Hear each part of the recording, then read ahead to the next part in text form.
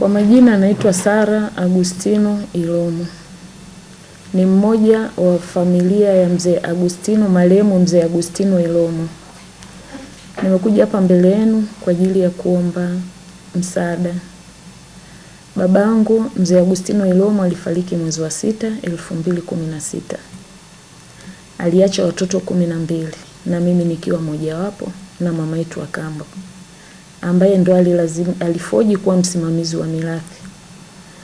Baada ya hapo, huyu mama amekuwa akiuza mali za marehemu, ambazo mzee aliacha nyumba 6 Iringa na nyumba 1 Dar es Salaam. Lakini amekuwa akiuza hizo nyumba bila kutoa taarifa yoyote kwa baadhi ya watoto wa marehemu, mmoja wapo nikiwa mimi.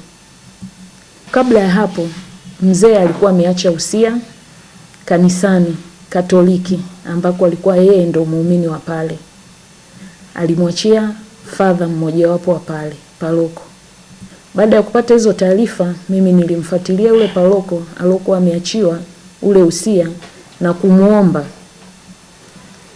kuwa huo usia kama upo, tunauomba aufikishe sehemu husika ili familia iweze kuwa na amani.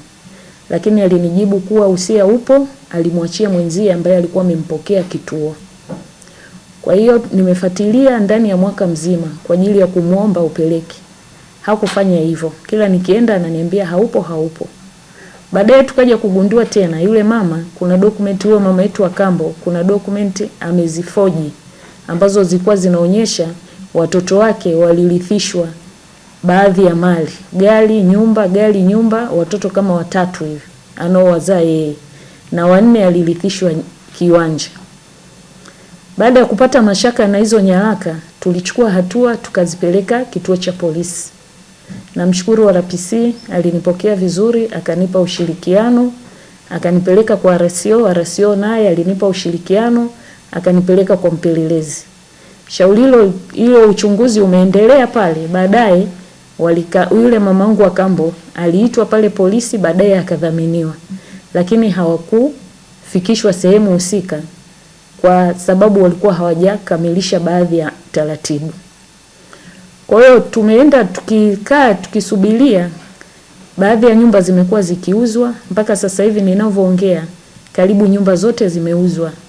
Imebaki nyumba 2 ambao moja iko Ilolesi na moja iko Uhindini. Mbaya zaidi, tumepata taarifa kwa yule mama, huyo mama yetu wa kambo alichukua kwa mtu milioni 250. Hatujui alichukua kwa ajili ya kazi gani, na akaingia makubaliano na huyo mtu aliyempa hizo pesa, na alisaini yeye na watoto wake, baadhi ya wanafamilia ambao ni watoto wake yeye, kwa makubaliano kuwa watalipa zile pesa. Zile pesa zimezaa mpaka zimefika milioni 460 kama riba. Na taarifa zilizopo inaonekana yule mtu aliyempa hizo pesa anaitaka kwenda kutaifisha nyumba zilizobakia hizi 2, ambao moja iko Ilolesi na moja iko Uhindini. Kwa hiyo kwa kupitia hilo nimekuja hapa kwa ajili ya kumuomba Mheshimiwa Rais, kumuomba mkuu wa mkoa, kuiomba serikali kwa ujumla itusaidie ili haki iweze kutendeka. Maana mama yetu huyu wa kambo amekuwa akiuza vitu, ameuza magari, ameuza nyumba, na hizi 2 zilizobakia pia kuna uwezekano mkubwa wa kuja kuziuza ili afidie hilo deni la milioni 60 ambayo anadaiwa na huyo mtu. Bado pia mzee aliacha hela benki ambayo ilikuwa ni milioni 167. Yule mama alifoji hadi document za BRELA kuonyesha kuwa mzee aliwaandikisha baadhi ya watoto wake. Lakini sisi tulifuatilia mpaka BRELA. Document tulizozipata sisi na zile ambazo wao walizipeleka benki imekuwa ni vitu viwili tofauti. Kwa hiyo niko hapa mbele yenu, ninamuomba sana Mheshimiwa Rais popote alipo, kupitia mkuu wa mkoa na serikali kwa ujumla, tunaomba mtusaidie ili haki iweze kutendeka.